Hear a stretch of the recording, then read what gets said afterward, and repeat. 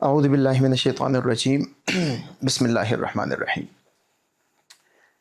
سب سے پہلے تو میری طرف سے پوری نو اکیڈمی کی ٹیم اینڈ فیکلٹی کی طرف سے سب کو عید میلاد النبی صلی اللہ علیہ وآلہ وسلم بہت بہت مبارک ہو۔ یہ مسلمانوں کی زندگی میں ایک بہت خوشی کا دن ہے۔ اس خوشی کے دن کو ہم ایکسپلین کریں گے، اس کو ذرا دیکھیں گے کہ عید میلاد النبی صلی اللہ علیہ وآلہ وسلم پہ جشن منانے کے ساتھ ساتھ ہم ان کی زندگی سے کیا کچھ حاصل کر سکتے ہیں۔ عید میلاد النبی صلی اللہ علیہ وآلہ وسلم نبی کریم صلی اللہ علیہ وآلہ وسلم کی اس دنیا میں آمد کا دن ہے، 12 ربیع الاول۔ اس سے منسلک روایت میں آتا ہے کہ جب نبی کریم صلی اللہ علیہ وآلہ وسلم کی آمد اس دنیا میں ہوتی ہے، دو بڑی سلطنتیں تھیں۔ ایک کا نام تھا کسرا، جس کو ہم سسانین کنگڈم بھی کہہ سکتے ہیں۔ دوسرے کا نام تھے زروسٹرین یہ جو آتش پرست تھے، ان کے بارے میں کہا جاتا ہے کہ جب نبی کریم صلی اللہ علیہ وآلہ وسلم کی آمد ہوتی ہے تو زروسٹرین جو آتش پرست تھے، ان کی جو مقدس آگ ہے وہ بجھ جاتی ہے۔ پھر اس کے علاوہ جو کسرا سسانین کنگڈم، ان کے 14 بیٹلمنٹس، ان کے محل کے 14 بیٹلمنٹس گر جاتے ہیں، اور اسی لیے قرآن مجید میں اس کو کچھ اس طریقے سے ایکسپلین کیا جاتا ہے کہ وَقُلْ جَاءَ الْحَقُّ وَزَهَقَ الْبَاطِلُ إِنَّ الْبَاطِلَ كَانَ زَهُوقًا، کہ یقیناً حق آ چکا ہے اور باطل مٹ چکا ہے، اور باطل مٹ کر ہی رہے گا۔ اور یہ نبی کریم صلی اللہ علیہ وآلہ وسلم کی آمد کے ساتھ یہ جو دو سلطنتیں، یہ ایک نشانی تھی، ایک سمبل تھا کہ آگے چل کے یہ ٹک نہیں پائیں گی، اور اللہ تعالیٰ اسلام کو پھیلائے گا، اور یہ باقی جتنے بھی باطل ہیں نظام، political systems, each and everything, یہ سب کچھ مٹ جائے گا۔ تو اکثر ہم یہ ایکسپلین کرتے ہیں نبی کریم صلی اللہ علیہ وآلہ وسلم کی زندگی کو اخلاقیات کے پرسپیکٹو سے کہ انک لعلی خلق عظیم، کہ یقیناً آپ اخلاق کے سب سے عظیم درجے کے اوپر فائز۔ میں اس کو ذرا ایک اور پرسپیکٹو سے کراتا ہوں، تو اس پوائنٹ آف ٹائم پہ مسلم امہ کی ایک قسم کی نیڈ ہے، قسم کی ضرورت ہے، اور اس کو ہم کہہ سکتے ہیں نبی کریم صلی اللہ علیہ وآلہ وسلم ایک سویلائزیشنل ٹرانسفارمیشن لے کر آئے۔ اس نے پورے کے پورے سویلائزیشن کو ٹرانسفارم کرنے کی کوشش کی۔ تو سویلائزیشنل ٹرانسفارمیشن کو قرآن مجید میں کچھ ایسے بیان کیا جاتا ہے کہ یا ایھا النبی انا ارسلناک شاہدا و مبشرا و نذیرا۔ 3 کوالٹیز اللہ تعالیٰ نے بیان کیا۔ شاہد کا مطلب وٹنس ہے، مبشر کا مطلب خوشخبری سنانے والا، اور تیسرے نمبر پہ جو ونذیرا کا مطلب ہے ڈرانے والا۔ تو اب یہ جو 3 کوالٹیز ہیں، آگے پھر اس کے بعد لکھا جاتا ہے وداعیا الی اللہ باذنہ وسراجا منیرا، اور اللہ تعالیٰ کی طرف بلانے والا اور سراجا منیرا۔ سراجا منیرا کا مطلب ہے ایلومینیٹنگ لیمپ، ایک روشن قسم کا لیمپ جو کہ پوری کی پوری دنیا کی سویلائزیشن کو چینج کر سکتا ہے، جس کے سامنے، جیسے میں نے کہا، کسرا کے محل کی کوئی اوقات نہیں تھی، جس کے سامنے زروسٹرین کی کوئی اوقات نہیں تھی، اس کے سامنے کسی اور سویلائزیشن کی کیا اوقات ہوگی، کیونکہ وہ اللہ تعالیٰ کی طرف سے سچے نبی تھے۔ اور اس کو شاعر نے کچھ اس طریقے سے ایکسپلین کیا ہے کہ جی، قوت عشق سے ہر پست کو بالا کر دے، قوت عشق سے ہر پست کو بالا کر دے، دہر میں اسم محمد سے اجالا کر دے۔ تو یہ جو اسم محمد سے اجالا ہونا ہے، that's actually a reference to the وداعیا الی اللہ باذنہ وسراجا منیرا، کہ وہ ایک illuminating لیمپ ہے، ایک ایسا اجالا ہے جس کی طرف سب کے سب لوگ اٹریکٹ ہوں گے۔ تو جب نبی کریم صلی اللہ علیہ وآلہ وسلم کی آمد ہوتی ہے، اسپیسیفکلی آپ نے مکے کا دور بھی دیکھا ہوگا،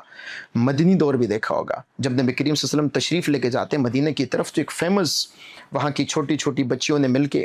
انہوں نے ایک نظم ٹائپ پڑھا تھا، اور وہ یہ تھا وَطَلَعَ الْبَدْرُ عَلَيْنَا، کہ ہم پہ جو ہے وہ 14ویں کا چاند وہاں سے نکل آیا، وہ نمودار ہوا۔ تو یہ نبی کریم صلی اللہ علیہ وآلہ وسلم کی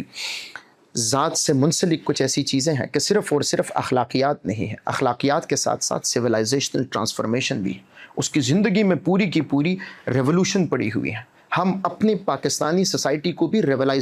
اس کو ہم ریولوشنائز کر سکتے ہیں، اپنی سویلائزیشن کو ہم چینج کر سکتے ہیں، اس کے بغیر ہو نہیں سکتا۔ اسی لیے علامہ اقبال نے ایک اور جگہ پہ کہا تھا، اینڈ دیٹس فرمایا تھا کہ جی، نگاہ عشق و مستی میں وہی اول وہی آخر، وہی قرآن وہی فرقان، وہی طٰہٰ وہی یاسین۔ اور ایک اور جگہ پہ فرماتے ہیں کہ کی محمد سے وفاتون تو ہم تیرے ہیں، یہ جہاں چیز ہے کیا لوح و قلم تیرے ہیں۔ تو اکثر لوگوں کا یہ ماننا ہے کہ جی ہماری تقدیر پہلے سے لکھی ہوئی ہے، تو یہاں پہ تو علامہ اقبال اس چیز کے مطابق بتاتے ہیں کہ آپ ایک دفعہ محمد مصطفیٰ صلی اللہ علیہ وآلہ وسلم سے لائلٹی کا اظہار کریں، وفاداری کا اظہار کریں۔ وفاداری اگر آپ کریں گے تو لوح بھی آپ کے ہاتھ میں ہے، قلم بھی آپ کے ہاتھ میں ہوگا، مطلب آپ خود اپنے ہی کاتب تقدیر بن جاؤ گے. جیسے کسی بھی پروفٹ سے اللہ نے نہیں پوچھا کہ آپ کو کیا چاہیے، نبی کریم صلی اللہ علیہ وآلہ وسلم سے اللہ تعالیٰ قرآن مجید میں خود بخود پوچھتے کہ آپ کو کیا چاہیے، اور پھر خود بھی یہ فرماتے ہیں وَلَسَوْفَ يُعْطِيكَ رَبُّكَ فَتَرْضَىٰ، ہم آپ کو اتنا دیں گے کہ آپ خوش ہو جائیں گے. باقی جتنے بھی نبی کریم صلی اللہ علیہ وآلہ وسلم سے پہلے جتنے بھی پیغمبر گزرے ہیں، سب کے سب مانگتے تھے یا اللہ مجھے خوشی چاہیے، یا اللہ یہ چاہیے. اللہ تعالیٰ خود بخود اپنے محبوب سے فرماتے ہیں کہ آپ کو کیا چاہیے، آپ ہمیں بتا دیں. پھر اس کے علاوہ ہم ذرا آگے بڑھتے ہیں. Civilisational transformation. سیکنڈ نمبر چیز یہ ہے، نبی کریم صلی اللہ علیہ وآلہ وسلم کی آمد کے ساتھ اس ٹائم پہ لوگ ماننے کو تیار نہیں تھے،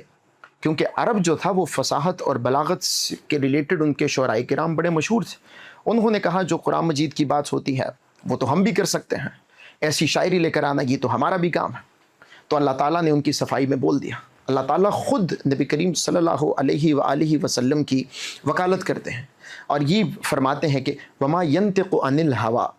کہ یہ جو نبی ہے یہ اپنی ڈیزائر سے کچھ نہیں بولتے. ان هو الا وحی یوحیٰ، یہ وہی فرماتے ہیں جو ان کو وہی ہوتا ہے. اور ایک اور جگہ پہ فرمایا وما هو بقول کاہن وما هو بقول شاعر، کہ مطلب یہ جو لوگ فرماتے ہیں کہ یہ شاعر ہیں، یہ جادوگر ہیں، یہ شاعر ہیں نہ جادوگر ہیں، ان کے پاس جتنا بھی علم ہے وہ تو سب کچھ اللہ تعالیٰ نے خود ان کو سارا کا سارا علم دے دیا ہے. تو جس کے ساتھ علم سارا کا سارا اللہ تعالیٰ کی طرف سے، جو کہ خود جبرائیل امین کو بھیج کے ان سے فرماتے ہیں کہ جی ان کو جھنجھوڑ کے کہتے ہیں کہ اقرا پڑھ، اور اس کے ساتھ ساتھ سارا کا سارا علم جتنا بھی regarding the civilisational transformation, regarding the fact کہ دنیا میں امن و سکون کیسے آئے گا، ریگارڈنگ دا فیکٹ کہ سلیبس کے ساتھ کیا سلوک ہوگا، ریگارڈنگ دا فیکٹ کہ مائنورٹیز کے ساتھ کیا سلوک ہوگا، وہ سارا کا سارا علم نبی کریم صلی اللہ علیہ وآلہ وسلم کو ٹرانسفر کرا دیا جاتا تھا. میں ذرا اس کو آگے لے کے چلتا ہوں، اور اس پہ نبی کریم صلی اللہ علیہ وآلہ وسلم کی آمد کو اللہ تعالیٰ نے ایک احسان کے طور پہ اس کو ایکسپلین کیا ہے. اور اس کو قرآن مجید میں کچھ ایسے ایکسپلین کرتے ہیں لَقَدْ مَنَّ اللَّهُ عَلَى الْمُؤْمِنِينَ اِذْ بَعَثَ فِيهِمْ رَسُولًا مِّنْ أَنفُسِهِمْ، یقیناً اللہ تعالیٰ نے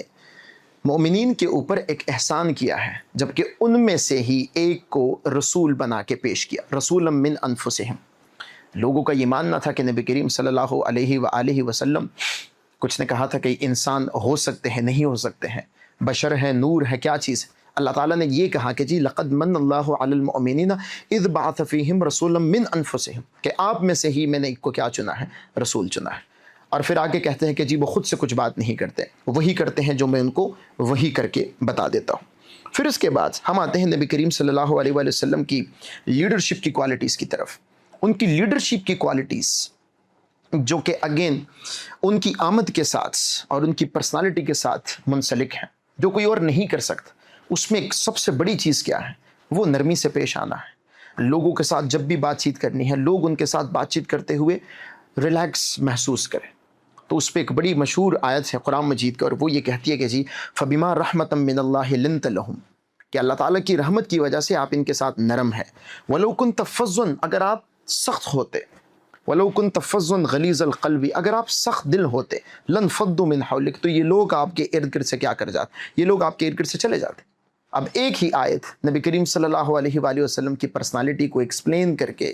پوری کی پوری امت کو ایک درس دیا جا رہا ہے کہ آپ میں سے جو باس بن جائے، جو لیڈر بن جائے، ان کی کوالٹیز کچھ ایسی ہو، کچھ ایسا کریکٹر ہو کہ کوئی ان کے ساتھ بیٹھے تو ان کا من یہ کرے کہ ان کے ساتھ بیٹھے رہے، من یہ نہ کرے کہ ان سے کہیں پر بھاگ جائے. ہمارے آج کل کے جتنے بھی باسز ہیں، if they start following the tradition of the holy prophet Muhammad peace be upon him، تو ساری کی ساری زندگی سب کے سب کی سدھر سکتی ہے، ساری کی ساری زندگی اچھی ہو سکتی ہے. پھر اس کے بعد یہ جو ہم تھوڑا سا آگے بڑھتے ہیں، اور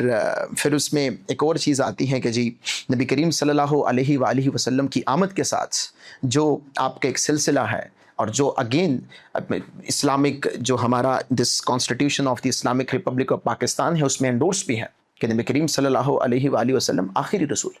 نبی کریم صلی اللہ علیہ وسلم خاتم النبیین ہے. ان کے آنے کے ساتھ ساتھ وہ جو عمارت تھی وہ اس کی تعمیر مکمل ہو چکی، آخری اینٹ اس پہ لگ چکی ہے، اور آخری اینٹ جو ہے دیٹس نبی کریم صلی اللہ علیہ وآلہ وسلم. اور اس پہ ایک آیت ہے، اور وہ یہ ہے ما کان محمد ابا احد من رجالکم ولکن رسول اللہ وخاتم النبیین. مطلب نبی کریم صلی اللہ علیہ وسلم آپ میں سے کسی کے بھی مطلب اس میں والد نہیں ہے، مطلب کسی بھی مرد کے ان کے ساتھ کوئی ذاتی رشتہ نہیں ہے، ولاکن رسول اللہ، لیکن اللہ تعالیٰ کے رسول ہے، وہ خاتم النبیین اور اللہ تعالیٰ کے آخری نبی ہے۔ اگین ہم ایک ایسے ملک میں رہتے ہیں جہاں پہ اللہ تعالیٰ کا فضل ہے، اس چیز کو انڈورس کروایا گیا ہے اور اس کو پراپر طریقے سے انڈورس کروایا گیا کہ جی ہمارے نبی کریم صلی اللہ علیہ وآلہ وسلم جو ہے وہ آخری پیغمبر ہے، اور جو ان کو نہیں مانتے ان کو تو ہم نے ایون کانسٹیٹیوشن کے لحاظ سے نان مسلم تک ڈکلیئر کرا دی۔ سو یہ بھی اللہ تعالیٰ کے ایک فضل ہے کہ ہم ایسے ایک اسٹیٹ کے اندر سانس لے رہے ہیں جہاں پہ ایٹ لیسٹ جو بیسک چیزیں ہیں ریگارڈنگ نبی کریم صلی اللہ علیہ وآلہ وسلم ان پہ عمل کیا جاتا ہے۔ پھر ذرا آگے بڑھتے ہیں تو اس میں ہم دیکھتے ہیں کہ جی نبی کریم صلی اللہ علیہ وآلہ وسلم کی زندگی میں ان کا سلوک کیسا تھا، سلیوز کے ساتھ کیسا سلوک تھا کہ جیسا آپ خود کھاؤ ویسا ان کو کھلاؤ۔ یہ جو خطبہ حجت الوداع ہے اس میں تو ساری کی ساری چیزیں ایکسپلینڈ ہے، سلیوری سے آپ نے کیسے ان کے ساتھ سلوک کرنا ہے۔ عورتوں کے ساتھ سلوک ہے، عورتوں کے ساتھ سلوک پہ آپ کو یہ ملتا ہے کہ نبی کریم صلی اللہ علیہ وآلہ وسلم نے اپنی پوری زندگی میں کسی خاتون کے اوپر ہاتھ نہیں اٹھایا۔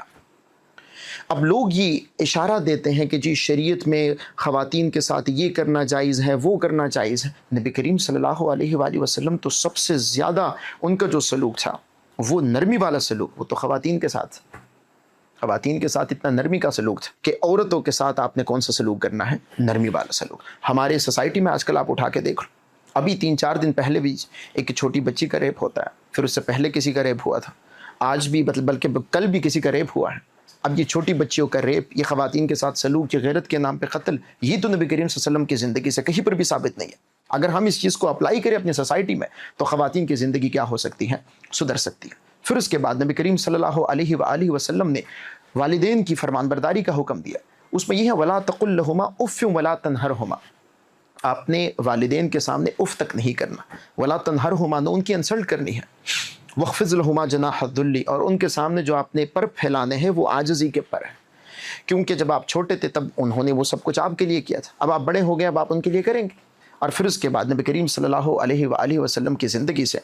ہمیں ایک آخری چیز ملتی ہے، اور وہ یہ ہے کہ جی ان اکرمکم عند اللہ اتقاکم، آپ میں سے سب سے بہترین وہ ہے، آپ میں سے اکرم وہ ہے جو کہ تقوی کے لحاظ سے بیسٹ ہے۔ ہمارے ہاں کوئی کپڑوں کے لحاظ سے بیسٹ ہے، کوئی پیسے کے لحاظ سے بیسٹ ہے، کوئی کیپٹلسٹک سسٹم کے لحاظ سے کیپٹل کلاس کا ہے تو وہ بیسٹ ہوا۔ اسلام میں اس قسم کی بیسٹ ہونے کا کوئی بھی تصور نہیں ہے۔ اسلام میں اگر کوئی بیسٹ ہے تو صرف اور صرف کس کے اوپر ہے جی، تقوی کے اوپر ہے۔ اگر ان پہ عمل کیا جائے تو ہم اپنے اسٹیٹ کو، پاکستان کو ایک بہت بڑے مطلب ایک حد لیول تک لے کے جا سکتے۔ آخر میں ان کی تعریف میں کچھ 1-2 چیزوں کو ریلیٹ کروں گا۔ تو یہ جو شروع ہوتا ہے وَالضُّحَىٰ وَاللَّيْلِ إِذَا سَجَىٰ، تو وَالضُّحَىٰ وَاللَّيْلِ إِذَا سَجَىٰ کا مطلب ہے وہ قسم ہے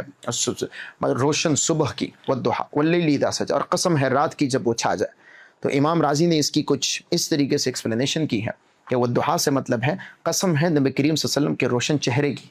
واللیل اذا سجا، اور قسم ہے ان کے کالے زلفوں کی جب ان کے شانوں پہ چھا جائے۔ اب پھر اسی کو ریلیٹ کیا، یہ جو ہمارے پاس ایک شاعری چلتی ہے تو کجا من کجا، تو اس میں یہ ہے کہ جی زلف تشریح واللیل بن جائے گی، چہرہ قرآن سارا نظر آئے گا۔ تو آپ دیکھیں گے جی، آپ پورے کے پورے قرآن مجید کو اٹھا کر دیکھو تو پورا کا پورا قرآن مجید نبی کریم صلی اللہ علیہ وسلم کی تعریف میں لکھا گیا ہے، کیونکہ وہ اللہ تعالیٰ کے محبوب تھے۔ محبوب کیوں تھے؟ کیونکہ ان کی زندگی ایسی تھی، ان کی زندگی میں اچھا ایک اور چیز جی، اسٹرگل کا فیکٹر اس کی زندگی میں پڑا ہوا ہے، پوری کی پوری پروفیٹک زندگی اسٹرگل کے اوپر ہے۔ ہمارے لوگ اسٹرگل کرنے سے کتراتے جی۔ قرآن مجید میں جو خودی کا کنسیپٹ ہے، پروفٹ سے زیادہ خوددار تو کوئی ہو نہیں سکتا۔ خودی کے بیسک کنسیپٹ میں کیا چیز آتی ہے جی؟ That بیسک کنسیپٹ از الکاسب حبیب اللہ، محنت کش اللہ کا دوست، جو محنت نہیں کرتا اور سارا دن کسی اس پہ بیٹھا ہوا ہے، کسی مزار کے اوپر بیٹھا ہوا ہے، اور وہاں پہ لوگوں کو کہہ رہا ہے جی، ساتھ میں کچھ چیزیں بھی استعمال کر رہا ہے، اینڈ لوگوں کو کہہ رہا ہے کہ جی مجھے تو ہر ایک چیز معاف ہو چکی ہے اور میں تو بس یہیں پہ بیٹھا رہوں گا۔ نہیں جی، نبی کریم صلی اللہ علیہ وسلم نے زندگی میں جہد مسلسل ہے اس کا درس دیا تھا، کسب حلال کا درس دیا تھا، لیکن نہیں جی، کوئی بھی کسب حلال کے اوپر نہیں چل۔ آخر میں کنکلوڈ کر کے یہی کہوں گا، سویلائزیشنل ٹرانسفارمیشن کا سبق ملتا ہے۔ کہیں پہ آپ کو لگے کسی کے اوپر ظلم ہو رہا ہے، اس کے خلاف آواز اٹھانے کا سبق ملتا ہے، اخلاقیات کا سبق ملتا ہے، مساوات کا سبق ملتا ہے، آپ نے سلیوز کے ساتھ کیسے سلوک کرنا ہے اس کا سبق ملتا ہے، آپ نے تعلیم پہ کتنا فوکس کرنا ہے اس کا سبق ملتا ہے۔ لیکن ہم لوگ کیا کرتے ہیں جی، ہم لوگ صرف اور صرف عید میلاد النبی کے اوپر